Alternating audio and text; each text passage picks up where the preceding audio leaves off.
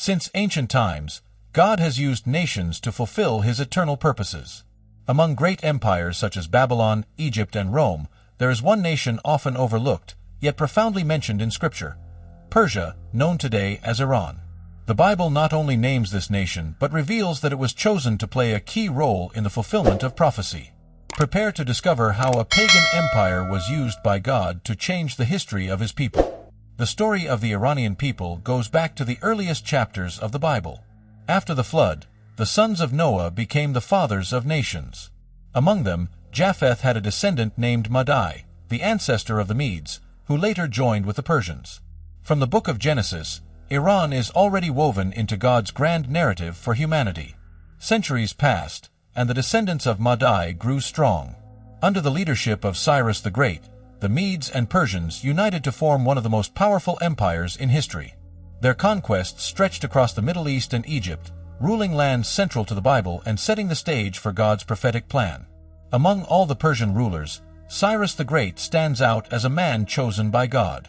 Centuries before his birth, the prophet Isaiah mentioned him by name, declaring that he would set the Jewish people free.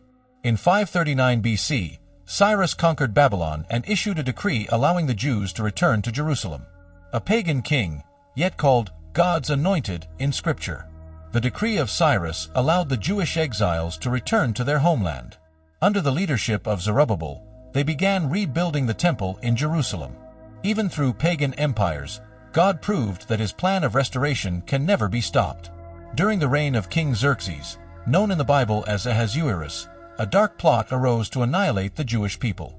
But God raised up a courageous queen named Esther, a young Jewish woman placed in the Persian palace for such a time as this.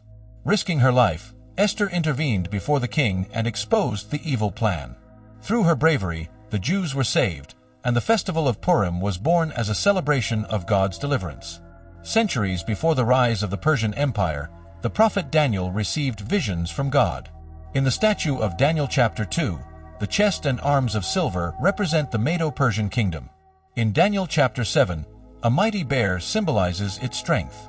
And in chapter 8, a ram with two horns, signifying the Medes and Persians, is eventually defeated by a swift goat, foretelling the conquest of Alexander the Great. These prophecies revealed that every empire, no matter how powerful, remains under God's control. The influence of Persia did not end with the Old Testament. When Jesus was born, wise men, Magi from the East, traveled to worship him. Many scholars believe these Magi were influenced by ancient Persian traditions and may have known the prophecies of Daniel, who once served in Persia. Their journey reminds us that God's plan of salvation reaches beyond borders and nations. The Bible also points to Persia in the last days.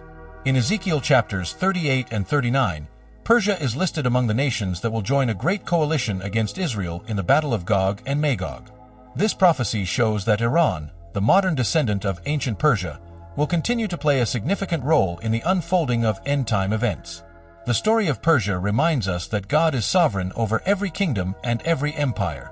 From the days of Noah to the prophecies of the end times, Iran has remained a key piece in God's divine plan. History proves that no nation can stand outside the reach of the Almighty.